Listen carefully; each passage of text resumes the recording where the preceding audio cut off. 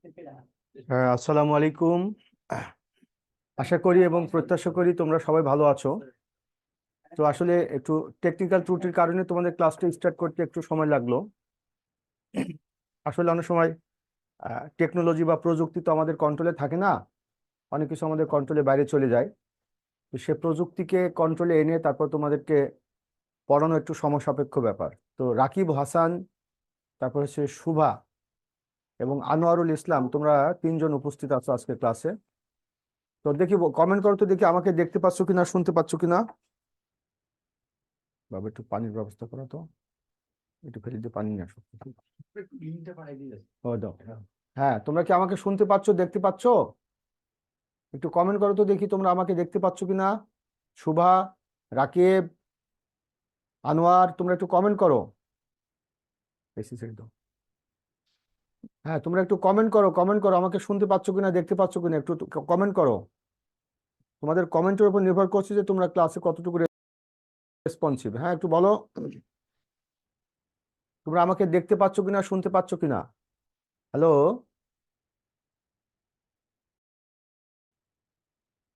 Hello. হ্যাঁ, আচ্ছা, তোমরা একটু কথা বলো, আমার সাথে একটু কথা বলো। সবাই কি শুনতে পাচ্ছ কিনা আমাকে? হ্যালো,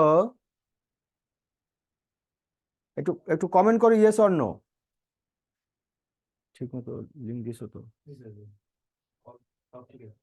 হ্যাঁ, একটু তোমরা কমেন্ট করো, একটু কমেন্ট করো, তোমরা কি শুনতে পাচ্ছ? শুভা, রাকিব, আনোয়ার, হ্যালো। তোমরা কি শুনতে পাচ্ছ আমাকে, দেখতে পাচ্ছ?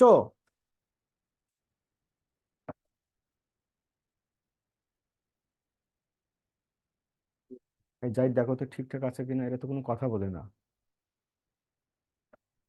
দেখি আসলে আসলে ক্লাসে আছে কিনা।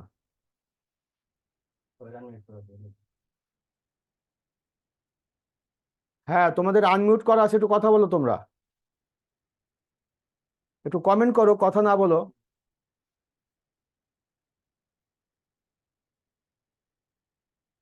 হ্যালো, আমি যে তোমাদেরকে পড়াবো, তোমরা বুঝছো, বুঝবা কি বুঝবা না, আমি বুঝবো কিভাবে?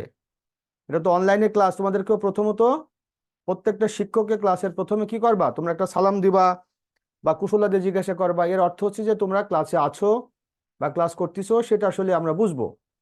এখন তোমরা যেহেতু ফিজিক্যালি ক্লাস করতেছো না, তোমরা অনলাইনে ক্লাস করতেছো, তো তোমাদের যদি রেসপন্স না থাকে তাহলে আমি বুঝবো কিভাবে যে তোমরা ক্লাসে আছো বা ক্লাস করতেছো? এটা বোঝার জন্য তোমাদের কমেন্ট করতে হবে। রাকিব হাসান, তুমি কি শুনছো কথা? আনোয়ারুল ইসলাম, তুমি কি শুনছো?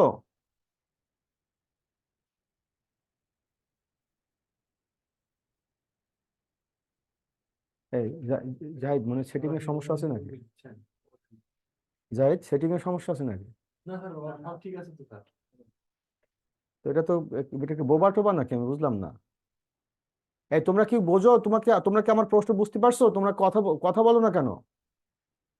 হ্যালো, একটু কমেন্ট করো, একটু কমেন্ট দেখো তো।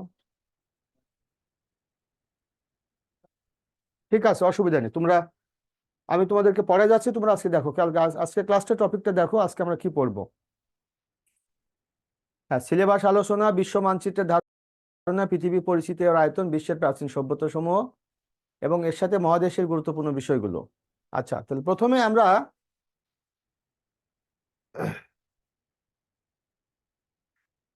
আমরা সিলেবাসে চলে যাব, ইন্টারন্যাশনাল অ্যাফেয়ার্স। সিলেবাসের আলোচনাটা হচ্ছে সিলেবাস ইন্টারন্যাশনাল অ্যাফেয়ার্স বা আন্তর্জাতিক বিষয়াবলী। তো আন্তর্জাতিক বিষয়াবলীর জন্য আসলে আমাদের সিলেবাসটা কি, বা সিলেবাসে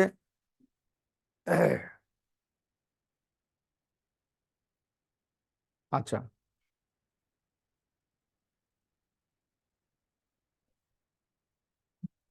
আচ্ছা। তো তোমরা যেহেতু 10ম গ্রেড, 11 গ্রেড থেকে 20 গ্রেড পর্যন্ত তোমরা প্রস্তুতি নিচ্ছ এই চাকরিগুলোর, কাজে এর মধ্যে অনেকগুলো চাকরি রয়েছে।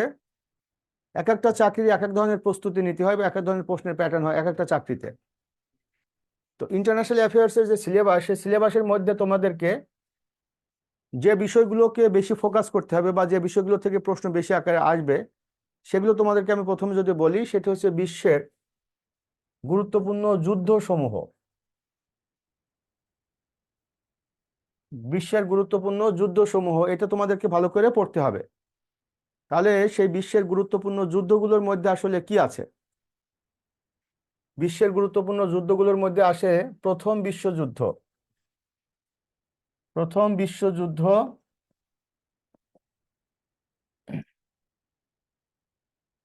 প্রথম বিশ্বযুদ্ধ,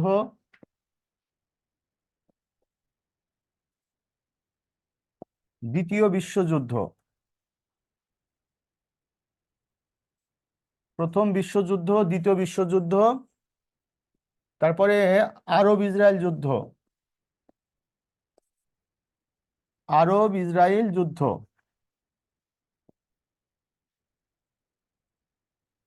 তারপরে ভারত পাকিস্তান যুদ্ধ। ভারত পাকিস্তান যুদ্ধ,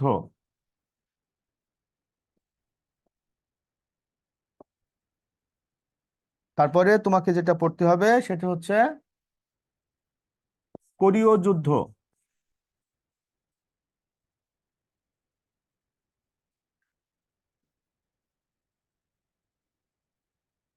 ভিয়েতনাম যুদ্ধ।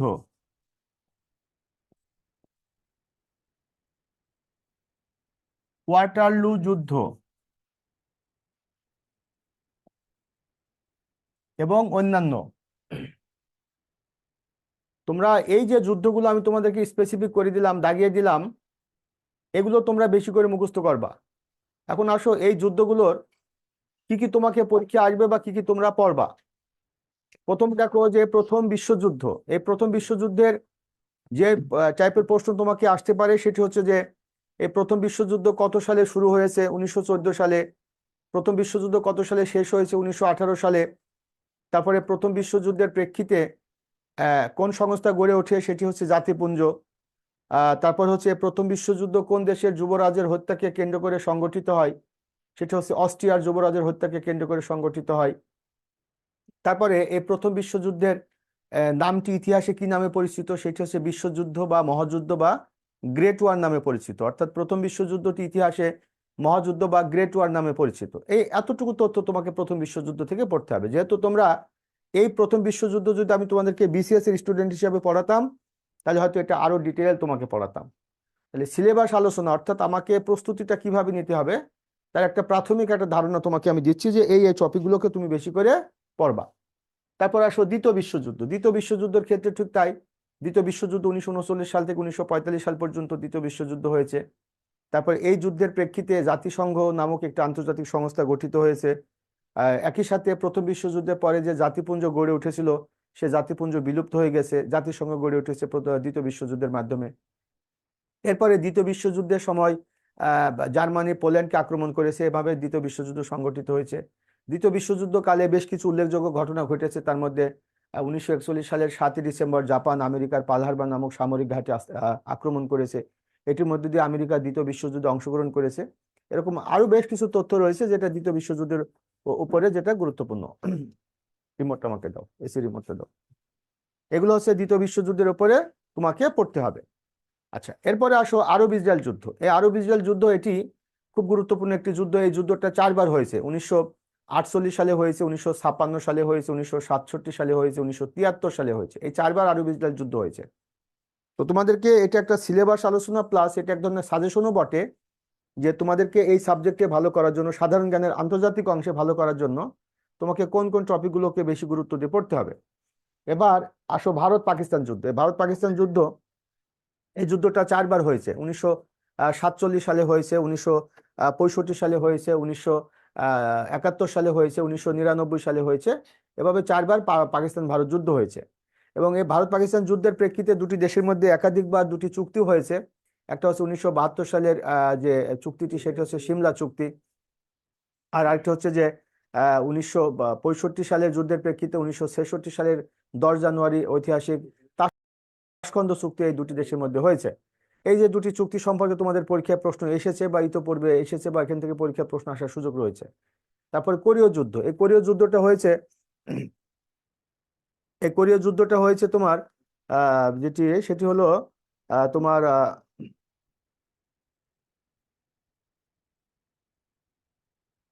1950 সাল থেকে 1953 সাল পর্যন্ত এই কোরীয় যুদ্ধ হয়েছে। সেই কোরীয় যুদ্ধের প্রেক্ষিতে জাতিসংঘের সাধারণ পরিষদে শান্তির জন্য ঐক্য প্রস্তাব বা ইউনাইটিং ফর পিস রেজলিউশন গ্রহণ করা হয়েছে।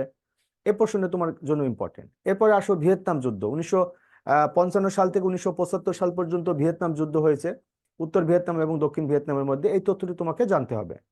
এরপরে আসো সেটি হচ্ছে ওয়াটারলু যুদ্ধ। ওয়াটারলু যুদ্ধ ইতিহাসে গুরুত্বপূর্ণ একটি যুদ্ধ। ইউরোপের দেশ বেলজিয়ামে যুদ্ধটা হয়েছিল। একটা পক্ষ ছিল মূলত ফ্রান্স এবং আরেকটি পক্ষ ছিল ইউরোপীয় শক্তি, এবং এই যুদ্ধে ফ্রান্সের পক্ষে নেতৃত্ব দিয়েছিলেন নেপোলিয়ন বোনাপার্ট। নেপোলিয়ন বোনাপার্ট এই যুদ্ধে শেষ পর্যন্ত পরাজিত হন, এবং পানিশমেন্ট হিসেবে নেপোলিয়ন বোনাপার্টকে ব্রিটিশরা সেন্ট হেলেনা দ্বীপে নির্বাসনে পাঠায়, এবং সেখানে 1821 সালে নেপোলিয়ন বোনাপার্টের মৃত্যু হয়। এই হচ্ছে তোমার ওয়াটারলু যুদ্ধ সম্পর্কে তথ্য। এরকম ভাবে যে গুরুত্বপূর্ণ যে যুদ্ধগুলো পৃথিবীর ইতিহাসে হয়েছে সেই যুদ্ধগুলো সম্পর্কে তোমাকে একটা প্রাথমিক ধারণা নিতে হবে। শুভা এবং আনোয়ারুল, তোমরা কি কথাগুলো শুনতে পাচ্ছ, বুঝতে পারছো? এখন তো কোনো চিহ্ন তো নেই, লাল কালির চিহ্ন। তোমরা কি শুনতে পাচ্ছ, সবাই দেখতে পাচ্ছ কথাগুলো? আচ্ছা, এভাবে তোমাকে এই এই যে দ্বিতীয় বিশ্বযুদ্ধ, প্রথম বিশ্বযুদ্ধ, এই জিনিসগুলো তোমাকে পড়তে হবে। এরপরে আসো সেটি হলো যুদ্ধের পরে তোমরা যেটা পড়বে সেটি হচ্ছে বিশ্বের উল্লেখযোগ্য বিপ্লব সমূহ। বিশ্বের উল্লেখযোগ্য বিপ্লব সমূহ। বিপ্লব সমূহ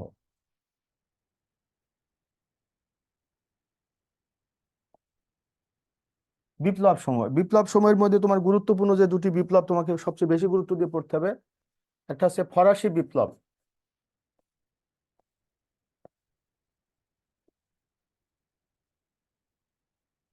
আর একটা হচ্ছে রুশ বিপ্লব।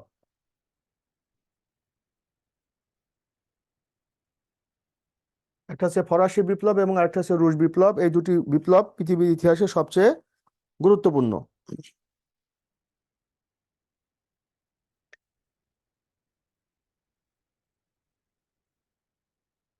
তো ফরাসি বিপ্লব সম্পর্কে তোমাকে,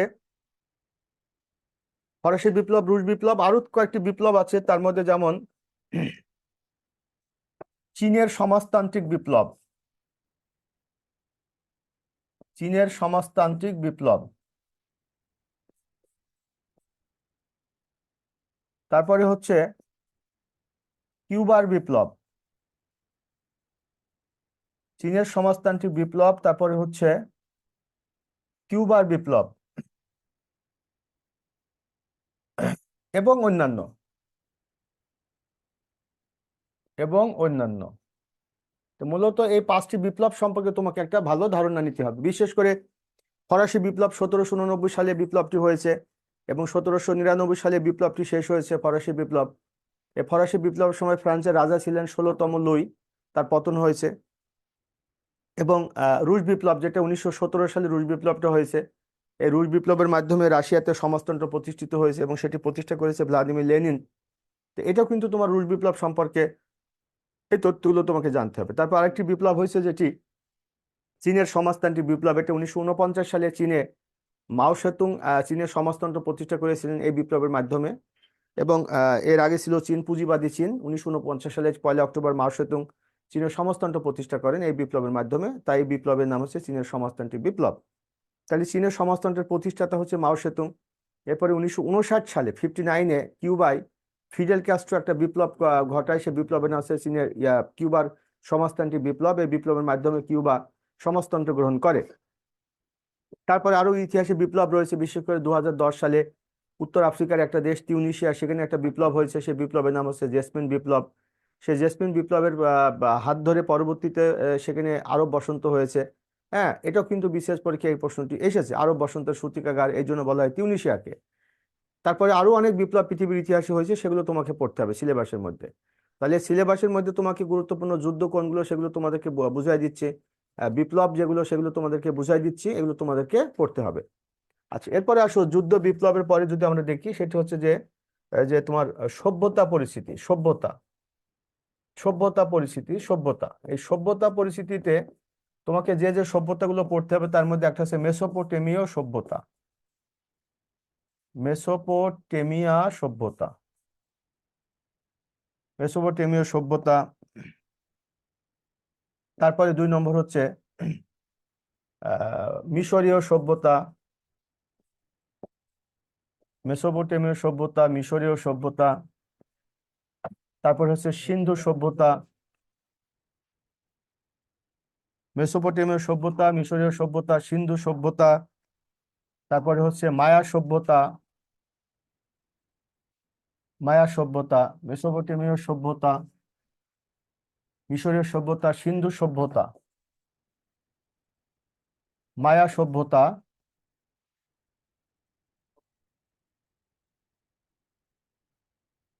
এই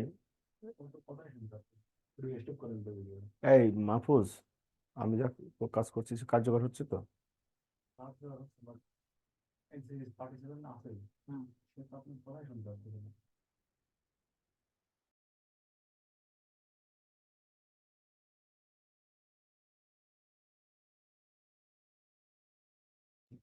আচ্ছা, এখন আনোয়ারুল ইসলাম খুব সুন্দরভাবে ক্লাস করতেছো, তোমার সবকিছু প্রস্তুতি ভালো। আচ্ছা, এবার তাসলিমা, নাসরিন, রিয়া, তোমরা একটু দেখি, তোমরা একটু কমেন্ট করো তো দেখি দেখতে পাচ্ছ কিনা তোমরা। তাসলিমা, নাসরিন, তারপর রিয়া, তোমরা কি আমার কথা শুনতে পাচ্ছ, দেখতে পাচ্ছ? এই যে আমি কথাগুলো বলছি তোমরা কি বুঝতে পারছো? একটু কমেন্ট করো তো দেখি তোমরা। হ্যাঁ, আরিফা আক্তার। স্যার আপনার ক্লাস আপনাকে শুনতে পাচ্ছি স্যার। ও আচ্ছা, আসসালামু আলাইকুম। ঠিক আছে, ওকে, ঠিক আছে। না, আমি তো অনেকবার তোমাদেরকে বলছি যে আমাকে দেখতে পাচ্ছ কিনা, শুনতে পাচ্ছ কিনা, তোমাদের তো একটু রেসপন্স না পেলে তো আর আসলে আমি স্যার প্রবলেম হচ্ছে আমাদের যে অ্যাপসে যে পাসওয়ার্ড দেয়া আছে ওই পাসওয়ার্ডে আমরা এন্ট্রি করতে পারছি না স্যার। তাই। আমি আমি সার্ভিস সেন্টারে ফোন দিয়ে ওরা আমাকে একটা লিংক পাঠিয়ে দিল, আমি ডিরেক্ট লিংকে এন্ট্রি নিলাম। ও ও, পাসওয়ার্ডটা যেন সব ভুল আছে, এই জন্য স্যার আজকে স্টুডেন্ট কম। আসসালামু আলাইকুম স্যার। ওয়ালাইকুম সালাম। ও, স্যার আজকে তো একই সমস্যা সবারই। আমি এতক্ষণ পর ওই যে ফোন দিতে দিতে এখন পেলাম আর কি পাসওয়ার্ড। আচ্ছা, এইমাত্র আচ্ছা, জয়েন আমরা করলাম। একটা মিনিট পরে ক্লাস স্টার্ট করছি। জি স্যার, একটু টাইম দেন, 5 মিনিট পরে স্যার। স্যার আপনি আমাদের সাথে রেগুলার কথা বলেন, কিন্তু 2-1 মিনিট পর ক্লাসটা রেগুলার করেন। স্যার আমি 2টা থেকে ট্রাই করছি ওদের সার্ভিস সেন্টারে আচ্ছা, আরেকটা নাম্বার তোমাদেরকে থেকে। তোমাদেরকে আগে যে পাসওয়ার্ড দিয়ে আছে সেই পাসওয়ার্ড দিয়ে ক্লাস করো। না স্যার, সেই পাসওয়ার্ডে এন্ট্রি করা যাচ্ছে না, ইনভ্যালিড দেখাচ্ছে। স্যার আচ্ছা, আমাদের পাসওয়ার্ড দিয়েছিল হচ্ছে 3 আর হচ্ছে 27। 27। হুম। এটা এখন কোনো গিয়া আচ্ছা, আচ্ছা, হচ্ছে না। ওইটা দিয়ে হবে, ওইটা দিয়ে আমাদের অপারেটর বলছে ওইটা দিয়ে হবে, ওইটা দিয়ে হবে। এখন আমি তো ওইটা দিয়ে হবে। এখন কি করবো, কি বলবো? আগের পাসওয়ার্ড দিয়ে। আগের পাসওয়ার্ড হচ্ছে স্যার 92 92 27। ওই 27 ওইটা দিয়ে হচ্ছে না স্যার। আচ্ছা, 92 92 27, এটা এটা এটা দিয়ে ঢুকবে? তুমি কি মনে করো, কি বলবো? আচ্ছা, 92 27 এটা দিয়ে ঢুকতে পারবে? তোমরা যারা ক্লাসে আছো তোমরা থাকো। আচ্ছা, তোমরা সবাই লিভ নাও, তোমরা সবাই লিভ নাও, এটা রেকর্ড থাকবে না? আচ্ছা, তোমরা সবাই লিভ নাও, লিভ নিয়ে আগের পাসওয়ার্ডে ঢুকো, অনেক গুরুত্বপূর্ণ আলোচনা হচ্ছে, সবাই লিভ নাও।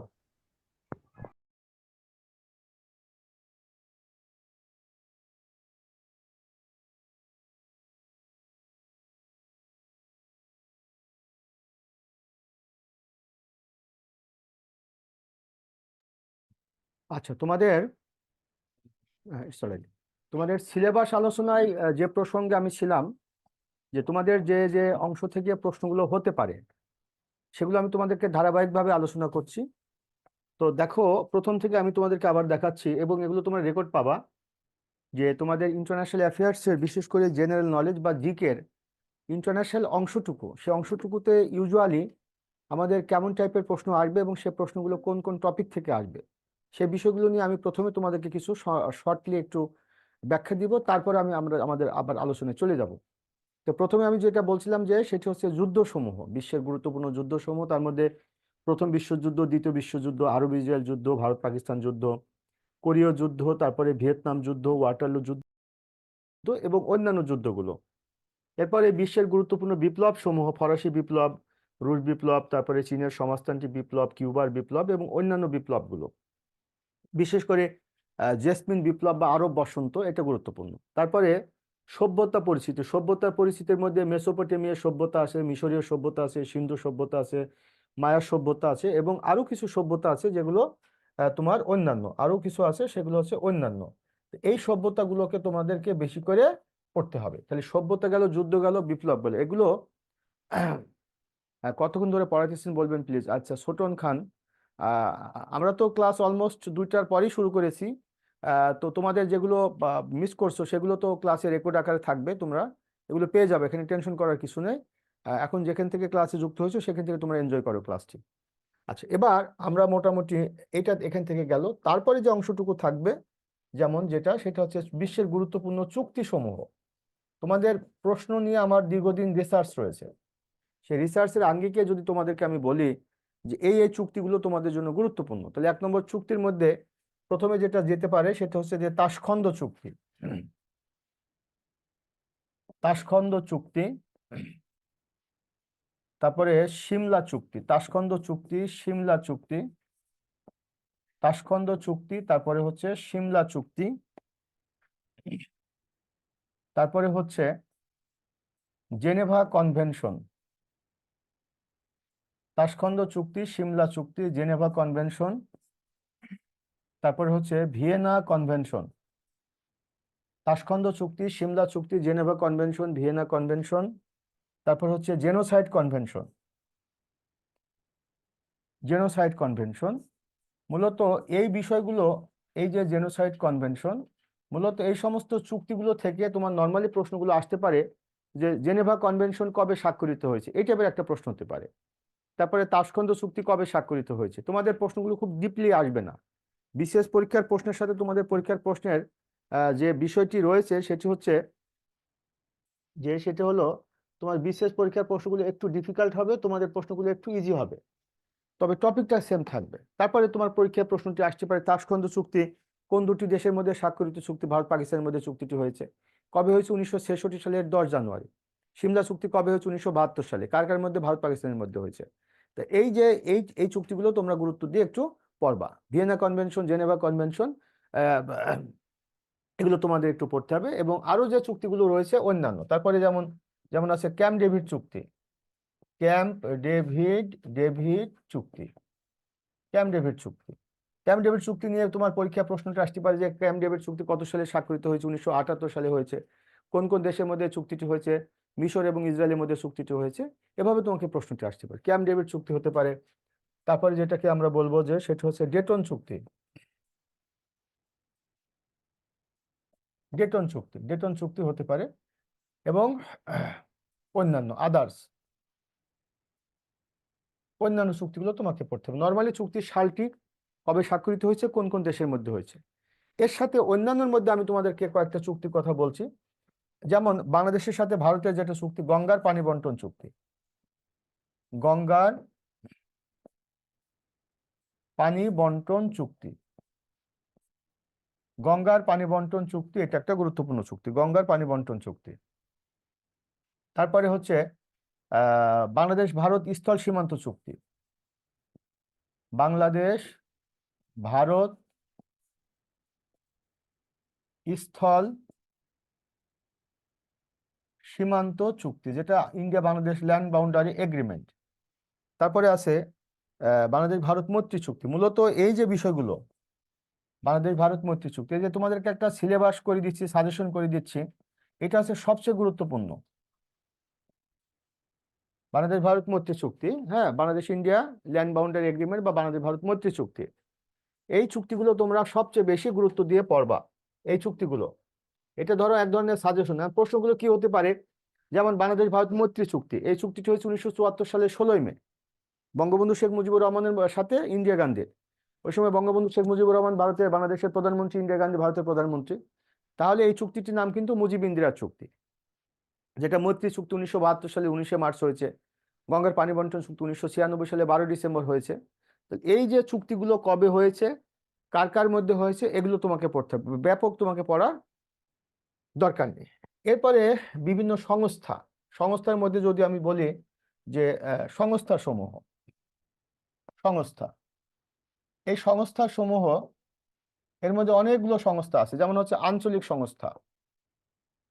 তাহলে আঞ্চলিক সংস্থার মধ্যে আমি তোমাদেরকে সিলেবাসের আলোকে যেগুলো বলছি, যেগুলোকে বেশি করে পড়বা সংস্থাগুলোর মধ্যে, সার্ক খুবই গুরুত্বপূর্ণ, সার্ক আঞ্চলিক সংস্থা, সার্ক। তারপরে হচ্ছে আসিয়ান, আসিয়ান খুবই গুরুত্বপূর্ণ, সার্ক, তারপরে আসিয়ান, তারপর হচ্ছে বিমস্টেক, সার্ক, আসিয়ান, তারপর হচ্ছে বিমস্টেক, সার্ক, আসিয়ান, বিমস্টেক। সংস্থাগুলোর মধ্যে হচ্ছে সার্ক পড়বা, আসিয়ান পড়বা, বিমস্টেক পড়বা। তারপরে GCC, Gulf Gulf cooperation council, GCC, GCC. তারপরে তোমার যেটি আছে অ্যাপেক আছে, অ্যাপেক আছে, অ্যাপেক আছে। আঞ্চলিক সংস্থাগুলোর মধ্যে খুবই গুরুত্বপূর্ণ একটা সংস্থা, সেটা হচ্ছে European union, European union, African union, হ্যাঁ, ইত্যাদি। তাহলে এই তথ্যগুলো তোমরা কিভাবে পড়বে এখন খেয়াল করে দেখো, যেহেতু তোমরা কিন্তু এখানে যারা ক্লাস করতেছো, এখানে বিভিন্ন গ্রেডের চাকরির জন্য তোমরা প্রস্তুতি নিচ্ছ। যারা 11 গ্রেডের চাকরির প্রস্তুতি নিচ্ছ, যারা 18 গ্রেডের চাকরির প্রস্তুতি নিচ্ছ, উভয়ের পরীক্ষার প্রশ্নের প্যাটার্ন কিন্তু একরকম হবে না, মনে রাখবা। এবং এই প্রশ্নগুলো তোমাকে লিখিত আকারে দিতে পারে, আবার এটা তোমাকে এমসিকিউ আকারে দিতে পারে। সাপোজ তোমাকে প্রশ্ন করতে পারে যে সার্ক এর সদস্য সংখ্যা কতটি, উত্তর হচ্ছে 8টি। এটা তোমার 18 গ্রেড বা এই লেভেলের যে পরীক্ষাগুলোর ক্ষেত্রে তোমার এই ধরনের প্রশ্ন হতে পারে। কিন্তু যখন তুমি 11 গ্রেডের পরীক্ষা দিবা, 12 গ্রেডের পরীক্ষা দিবা, তখন কিন্তু এর চেয়ে একটু জটিল টাইপের প্রশ্নটি আসবে। সার্কের পূর্ণরূপটা কি, সার্কে পূর্ণরূপটা কি, এটা তোমার লিখিত পরীক্ষা দিতে পারে। South Asian association for regional cooperation, মানে এটা তোমার এমসিকিউ পদ্ধতিতে, মানে তোমার তোমার লিখিত পরীক্ষাতে কিছু অংশ হয়তো এমসিকিউ আকারে থাকবে, কিছু অংশ তোমার এক কথায় উত্তর, এই টাইপের প্রশ্ন থাকতে পারে। যে সার্কের সচিবালয় কোন দেশে অবস্থিত, কিংবা আসিয়ানের পূর্ণরূপটা কি। তাহলে আমি তোমাকে আঞ্চলিক সংস্থা হিসাবে এই সংস্থাগুলোকে পড়তে বলছি, SAARC, ASEAN, BIMSTEC, GCC, APEC, EU, African union এবং ইত্যাদি, মানে অন্যান্য সংস্থাগুলো তুমি পড়বা। আচ্ছা, এবার যেটি পড়বা সেটা হচ্ছে আন্তর্জাতিক সংস্থা।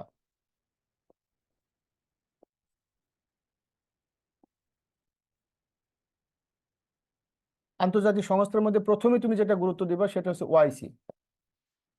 দেখো, আমি কিন্তু তোমাদেরকে আবারও বলছি, আমি যখন তোমাদেরকে পড়াই তখন কিন্তু একটা সমন্বয় করে পড়াই, যে যাতে প্রত্যেকটা ক্যাডার, মানে প্রত্যেকটা গ্রেডের, হ্যাঁ হ্যাঁ হ্যাঁ, প্রত্যেকটা গ্রেডের, আজকে ক্লাস 2টা থেকে মাত্র চেক করলাম স্যার। হ্যাঁ, তো ওই যে প্রথম থেকে তোমরা অনেকে ঢুকতে পারোনি, ওই যে ইয়ের কারণে, টেকনিক্যাল ত্রুটির কারণে ক্লাসটা একটু 2টার পরে শুরু হয়েছে। হ্যাঁ, তাহলে আন্তর্জাতিক সংস্থার মধ্যে you have to give first priority on OIC. ওআইসিকে তোমাকে সবচেয়ে বেশি গুরুত্ব দিতে হবে, বিকজ এই ওআইসি থেকে বাংলাদেশ সিভিল সার্ভিস পরীক্ষায়, মানে বিসিএস পরীক্ষা, আমি তো বিসিএস অফিসারদের পড়াই, সে কারণে বিসিএসটাকে তোমাকে আমি ফোকাস করে বলছি কথাগুলো। এই ওআইসি থেকে বিসিএস পরীক্ষা অনেকগুলো প্রশ্ন আসছে, এবং তোমাদের পরীক্ষার ক্ষেত্রেও কিন্তু ওআইসি থেকে প্রশ্ন গুরুত্ব পায়। বিশেষ করে যেমন ওআইসির কি প্রশ্ন আসতে পারে, যেমন ওআইসির প্রধান কার্যালয়, এবারে প্রাইমারি সেকেন্ড ধাপে পরীক্ষা প্রশ্নটি আসছে, ওআইসির প্রধান কার্যালয় কোন দেশে অবস্থিত। তাহলে সৌদি আরবের জেদ্দা হচ্ছে ওআইসির প্রধান কার্যালয় বা ওআইসির হেডকোয়ার্টার্স অবস্থিত। তারপরে ওআইসির দাপ্তরিক ভাষা ইংরেজি, ফরাসি এবং আরবি। তারপর ওয়াইসি গঠিত হয় 1969 সালে 25 সেপ্টেম্বর। বাংলাদেশ ওয়াইসি সদস্য হয়েছে 1974 সালে। এই প্রশ্নগুলো তোমার বেসিক তথ্যগুলো তোমার গুরুত্বপূর্ণ। এরপর হচ্ছে ন্যাম, এই যে ন্যাম, এটা গুরুত্বপূর্ণ। 1961 সালে ন্যাম প্রতিষ্ঠিত হয়েছে, বাংলাদেশ 1973 সালে ন্যামের সদস্য হয়েছে। দুটো তথ্য ইম্পর্টেন্ট। এবং ন্যামের কোনো হেডকোয়ার্টার্স নেই, এটা একটা এক্সেপশনাল তথ্য, আমরা জানবো। তারপরে হচ্ছে কমনওয়েলথ, কমনওয়েলথ, কমনওয়েলথ থেকে তোমাকে যে প্রশ্নটি আসতে পারে বা যেটা মনে রাখবে, বাংলাদেশ সর্বপ্রথম কমনওয়েলথের সদস্যপদ লাভ করেছে। আমি তো তোমাদের এগুলো ক্লাসে পড়ার সুযোগ, মানে পড়ানোর সুযোগ পাবো কিনা আমি জানি না, বাট এগুলো তো ইনফরমেশন, তোমরা যে কোনো বই থেকে, আমাদের বিদ্যাবাড়ি লেকচার শিট থেকে, বই থেকে এগুলো তোমরা পড়ে নিতে পারবে। কিন্তু তোমাদের প্রথমে জানতে হবে যে স্যার আমাদের কোন তথ্যগুলো পড়তে হবে। তোমরা তো সাগরে ভাসবা, তোমরা তো কোনো কুল কিনারা পাবে না। বিশেষ করে বাংলাদেশ অ্যাফেয়ার্স এর অংশটুকু কিন্তু একটা লিমিটেড, বাট ইন্টারন্যাশনাল অ্যাফেয়ার্স এর অংশটুকু টোটালি আনলিমিটেড। এটা পুরো গ্লোবাল হিস্ট্রি তোমাকে পড়তে হবে, মানে পুরো পৃথিবী, ইন্টারন্যাশনাল অ্যাফেয়ার্স, এটার মানে হচ্ছে অনেক ব্যাপক তোমাকে পড়ার সুযোগ রয়েছে। বাট আমি তোমাকে স্পেসিফিক করে দিচ্ছি যে চুক্তিগুলো থেকে কোনটুকু পড়বা, বিপ্লব থেকে কোনগুলো পড়বা, যুদ্ধ থেকে কোনগুলো পড়বা, আন্তর্জাতিক সংস্থাগুলো থেকে কোনগুলো পড়বা, আঞ্চলিক সংস্থা থেকে কোনগুলো পড়বা, সামরিক জোট এবং অর্থনৈতিক এবং বাণিজ্যিক জোট থেকে তুমি কোনগুলো পড়বা, স্পেসিফিক করে দিচ্ছি। ওয়াইসি, ন্যাম, কমনওয়েলথ, তারপরে জি7 গ্রুপ অফ 7, এরপর G77, এগুলোর কোয়ার্টার্স এস্টাবলিশমেন্ট কবে হয়েছে, কোথায় হেডকোয়ার্টার্স, এগুলো তোমাকে পড়তে হবে। তারপর জি20 এটা পড়তে হবে। তারপরে তোমাকে যেটি পড়তে হবে সেটি হচ্ছে তোমার তোমার ওপেক ওপেক পড়তে হবে। তারপরে হচ্ছে অ্যামনেস্টি ইন্টারন্যাশনাল, তোমরা অনেকে জানো অ্যামনেস্টি ইন্টারন্যাশনাল। তো কেউ একজন বলো তো দেখি যে which type of organization is Amnesty International? Amnesty International কোন জাতীয় সংস্থা, কে বলতে পারবা দেখি, কমেন্ট করো। এটা খুবই ইম্পর্টেন্ট। অ্যামনেস্টি ইন্টারন্যাশনাল কোন জাতীয় সংস্থা? সিম্পল প্রশ্ন, এটা বিশেষ পরীক্ষা প্রশ্ন আসছে, এখান থেকে কয়েকবার প্রশ্ন আসছে। অ্যামনেস্টি ইন্টারন্যাশনাল কোন জাতীয় সংস্থা, কেউ কি বলতে পারবা তোমাদের মধ্যে?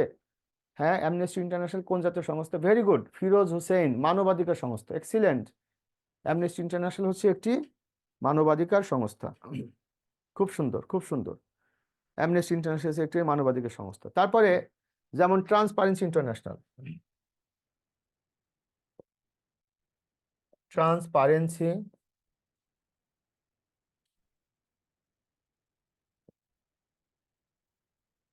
ট্রান্সপারেন্সি ইন্টারন্যাশনাল,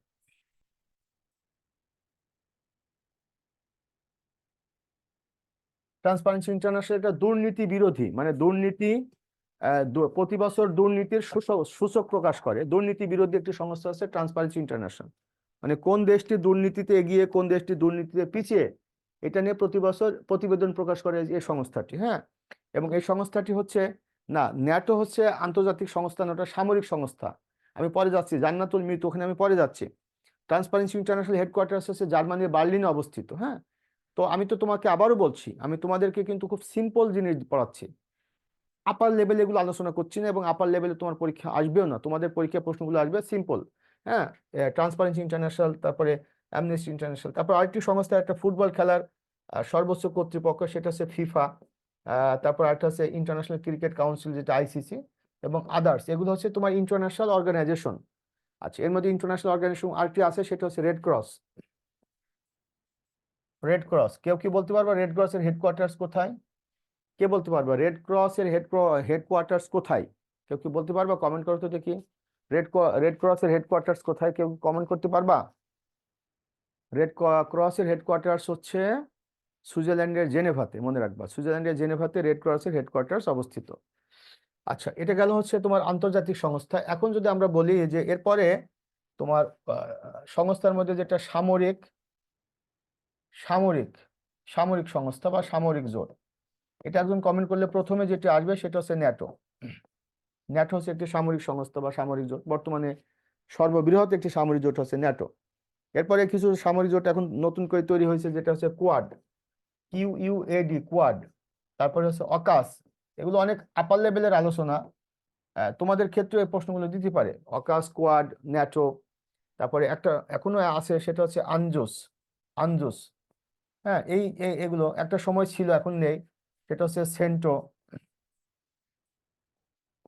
তারপর হচ্ছে সিয়াটো, তারপর ওয়ারশো প্যাক্ট। এগুলো তোমাকে একটু ধারণা নিতে হবে। হ্যাঁ, কবে এটা প্রতিষ্ঠিত হয়েছে, হেডকোয়ার্টার্স কোথায়। যেমন ন্যাটো আমেরিকার নেতৃত্বে একটি military alliance that was form in 1949 on 4th April to counter Soviet Russia. Quadrilateral security dialogue, এটা হচ্ছে 2007 সালে গঠিত হয়েছে। অকাস 2021 সালে গঠিত হয়েছে। আনজুস 51 সালে গঠিত হয়েছে। হেডকোয়ার্টার্স অস্ট্রেলিয়ার রাজধানী ক্যানবেরা। সেন্টো এটা বিলুপ্ত হয়ে গেছে। সেন্টো 55-তে, সিয়াটো 54-তে। তারপর ওয়ারশো প্যাক্ট 1955-তে গঠিত হয়েছে, এগুলো বিলুপ্ত হয়ে গেছে। তাহলে মোটামুটি এই বিশেষ করে এর মধ্যে তোমার ন্যাটোটার হেডকোয়ার্টার্স বেলজিয়ামের ব্রাসেলসে 1949-এ 4 এপ্রিল গঠিত হয়।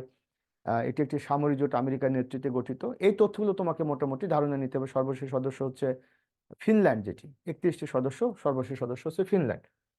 এরপরে সামরিক জোটের পরে তোমার যেগুলোকে আমি বলতে পারি যে বাণিজ্য এবং অন্যান্য, বাণিজ্য ও অন্যান্য বলতে এখানে অন্যান্য সংস্থার মধ্যে গোয়েন্দা সংস্থা আছে, যেমন বাণিজ্য বলতে WTO, এটা খুবই গুরুত্বপূর্ণ, বাণিজ্য সংস্থা হিসাবে WTO। অন্যান্য সংস্থা বলতে গেলে গোয়েন্দা সংস্থা, অন্যান্য বা গোয়েন্দা সংস্থা। এবং এই যে প্রাইমারি ফার্স্ট ধাপে একটা পরীক্ষায় প্রশ্ন আসছিল, ফার্স্ট ধাপে প্রশ্ন আসছিল একটা, যে মোসাদ কোন দেশের গোয়েন্দা সংস্থা? মোসাদ। তো বলতে পারবো তোমরা মোসাদ কোন দেশের গোয়েন্দা সংস্থা? মোসাদ, মোসাদ, তারপরে হচ্ছে আমান। হ্যাঁ, এই দুটো হচ্ছে ইসরায়েলের গোয়েন্দা সংস্থা। মোসাদ এবং আমান এটা হচ্ছে ইসরায়েলের গোয়েন্দা সংস্থা, এই দুটো। তারপরে হচ্ছে সিআইএ, এবং এফবিআই, এই দুটো আমেরিকার গোয়েন্দা সংস্থা। তাহলে এই দুটো হচ্ছে ইসরায়েলের গোয়েন্দা সংস্থা, আর ওইটা হচ্ছে আমেরিকার গোয়েন্দা সংস্থা। তারপরে যদি তোমাকে আমি বলি, সেটা হচ্ছে ভারতের, এই যে এটা হচ্ছে ভারতের গোয়েন্দা সংস্থা। তাহলে গোয়েন্দা সংস্থা। তারপরে আসো, এগুলো হচ্ছে গোয়েন্দা সংস্থা। তারপরে আসো, এই মুহূর্তে আলোচিত একটা গোয়েন্দা, এবার হচ্ছে গেরিলা সংস্থা।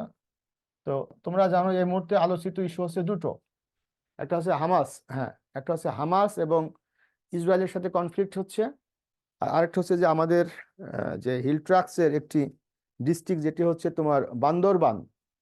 এই বান্দরবানের নাইখং সেরির যে ঘুমধুম ইউনিয়নে প্লাস তমব্রু সীমান্তে মিয়ানমারের সাথে আমাদের একটা ঝামেলা হচ্ছে। আমাদের ঝামেলা বলতে এটা মিয়ানমারের ইন্টারনাল ইস্যুস। মিয়ানমারের যে রানিং যে মিলিটারি জান্তা ক্ষমতা আছে, তাকে সরানোর জন্য সেখানে যে বিদ্রোহী যারা আছে তারা রিভল্ট করছে, বিশেষ করে আরাকান আর্মি। এই আরাকান আর্মি যে করছে, এর আগে আরসা করেছে। তো এগুলো তোমার কাছে হামাসের সাথে লড়তেছে ইসরায়েল, এগুলো তোমার কাছে এই মুহূর্তে খুব গুরুত্বপূর্ণ। এগুলো অর্থাৎ এই যে আরাকান আর্মি, এই যে আরাকান আর্মি, এটা কোন দেশের? এটা হচ্ছে মিয়ানমারের আরাকান আর্মি। তারপরে হচ্ছে তোমার যেটা হামাস, এটা হামাস হচ্ছে ফিলিস্তিন। হামাস হলো ফিলিস্তিন, হামাস হচ্ছে ফিলিস্তিন। তারপরে ফাতাও কিন্তু ফিলিস্তিন, হামাস ফিলিস্তিন, ফাতা ফিলিস্তিন। এরপরে হচ্ছে তোমার যেটি আহ, আরসা আরসা এই আরসা, এটা কিন্তু তোমার মিয়ানমার। তারপর খুবই আলোচিত এই মুহূর্তে হুতি, এগুলো খুবই আলোচিত এই মুহূর্তে। তারপর হচ্ছে হুতি, এই হুতি কোন দেশের বিদ্রোহী সংগঠনকে বলতে পারবে? দেখি কমেন্ট করে তো পারো কিনা, যে তোমরা টিভি নিউজ দেখো কিনা, পেপার পত্রিকা পড়ো কিনা সাম্প্রতিক বিশ্ব সম্পর্কে। না না না, রাকিব হলো না তুমি। রাকিব যেটা লেবানন যেটা বলছো সেটা হচ্ছে হিজবুল্লাহ। রাকিব, তুমি একটা বিষয় খেয়াল করো, তুমি যেটা বললে সেটা আমি লিখে দিচ্ছি, সেটা হচ্ছে হিজবুল্লাহ। তারপর তুমি কমেন্ট করছো, ভেরি গুড। তোমার তো মোটামুটি একটা ধারণা তোমার আছে, বোঝা যাচ্ছে। এই হিজবুল্লাহ হচ্ছে লেবানন, আর হুতি হচ্ছে ইয়েমেন। হ্যাঁ, হুতি হচ্ছে ইয়েমেন। এগুলো খুবই আলোচিত। হ্যাঁ, এই যে ইমরান হোসেন কমেন্ট করছো, তারপরে সোহাগ কমেন্ট করছো, খুব সুন্দর, very good, you are so much responsive.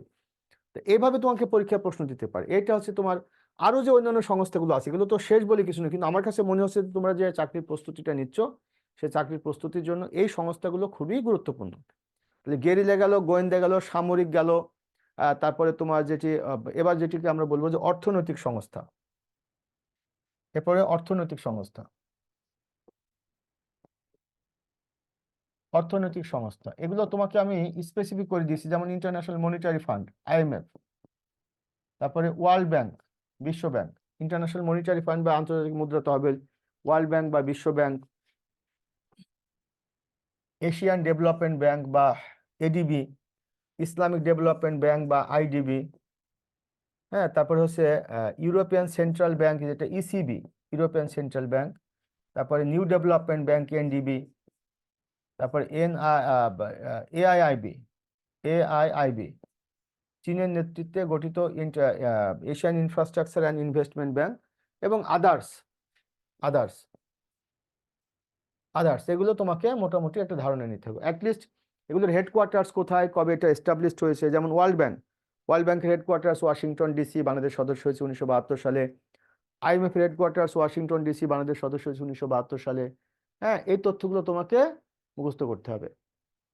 তারপর এডিবির হেডকোয়ার্টার্স ফিলিপাইনের ম্যানিলায়, বাংলাদেশ সদস্য হয়েছে 1973 সালে। হ্যাঁ, তারপর আইডিবির হেডকোয়ার্টার্স জেদ্দাতে অবস্থিত। ইসিবির হেডকোয়ার্টার্স জার্মানির ফ্রাঙ্কফুর্টে। এনডিবির হেডকোয়ার্টার্স। সুইস ব্যাংকটা হচ্ছে একটা ব্যাংকে সুইস ব্যাংক বলা হয় না, তোমরা এটা অনেকে হয়তো ভুল ধারণা। সুইস ব্যাংক হচ্ছে সুইজারল্যান্ডের ব্যাংকগুলোকে বলে সুইস ব্যাংক। সুইজারল্যান্ডে যত ব্যাংক আছে বিভিন্ন ব্যাংক থাকতে পারে, আর যেটা সুইজারল্যান্ডের কেন্দ্রীয় ব্যাংক সেটির নাম হচ্ছে সুইস ন্যাশনাল ব্যাংক। তো সুইস ন্যাশনাল ব্যাংক তো সুইজারল্যান্ডের একটি ব্যাংক, অন্যান্য ব্যাংকের মতো সেন্ট্রাল ব্যাংক, অর্থাৎ সুইজারল্যান্ডের সেন্ট্রাল ব্যাংকের নাম হচ্ছে সুইস ন্যাশনাল ব্যাংক। এছাড়া সুইজারল্যান্ডের অনেকগুলো ব্যাংক রয়েছে, তো সবগুলোকে সুইস ব্যাংকই বলা হয়। তো সেখানকার স্পেশালিটি হচ্ছে যে যেমন একজন রোগী যেমন ডাক্তারের কাছে তার তথ্য তথ্য গোপন করে, ডাক্তার রোগীর তথ্য গোপন করে, তেমনি সুইস ব্যাংকগুলোকে একজন ক্লায়েন্টের তথ্য গোপন করে। সেখানে তুমি